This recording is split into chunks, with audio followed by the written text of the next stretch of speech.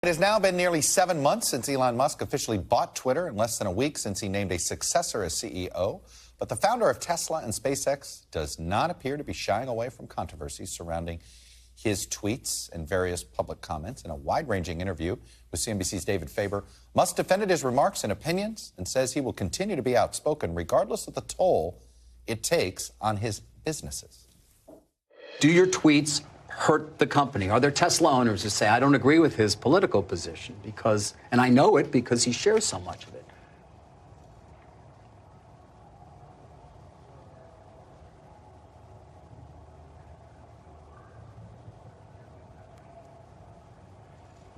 You know, I'm reminded of the scene in The Princess Bride. Great movie. Great movie. Where he confronts the person who killed his father.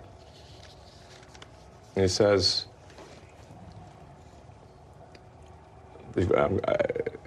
offer me money. Offer me power. I don't care. So you just don't care. You want to share what you have to say. I'll say what I want to say, and if the consequence of that is losing money, so be it. And David Faber joins me now. David, I'm sensitive. I'm never crazy about being asked to characterize interviews I conduct, and I'm sensitive to that here, David. But I'm curious, have you interviewed him before? Have you interviewed him before? Never. No, okay. No, so this is your first interaction with him. You know, to me, it's not surprising when somebody as successful and wealthy as he is saying, I don't care, right? They have, I think in their mind, they have the bank account to say, well, I don't care. Do you think that's true, or do you think he's just saying it? I don't know, to be honest.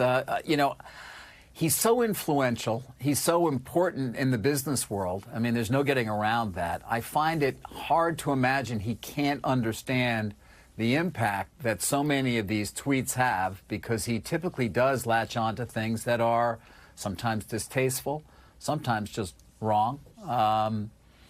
It's behavior, though, that he doesn't want to stop. You know, he says he's a free speech absolutist, and he seems to mean it, at least when it comes to what he has to say.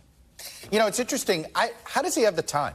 He's extraordinarily online. I just sit here, you know, there's certain senators, and I always sit there and you're like, oh, man, this is their full-time job, is to be online. And yet, Elon Musk is also designing rockets and designing cars. And I really, you know, there's no doubt if he's not in the room, stuff doesn't get done. I'm just surprised at how much this is not a distraction.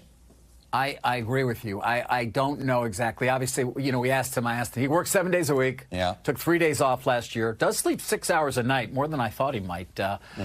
But he does spend a lot of time on that phone, on Twitter. Yeah. There's no doubt about it. He sees it as a communication platform, clearly. He's obviously very able to get his views across or anything else he wants. But you're right. This is the most consequential businessman on the planet. You know, launching rockets into space, the largest EV maker by far, and yet he does dedicate his most important resource, his time, to this. Very quickly, is there another CEO in history you would compare him to? Or is he unlike anybody else we've ever seen in the business world? You know, there's nobody that close. I mean, Jobs was certainly interesting, incredibly influential, but this guy is unique. And no handlers, no PR people, nothing, Todd, just him. So I've heard, which is why booking him, fantastic. That to me is the win, David. I am jealous, and I am not afraid to admit it. David Faber, great stuff. It was quite the interview. I digested the entire thing. Thanks for watching our YouTube channel. Follow today's top stories and breaking news by downloading the NBC News app.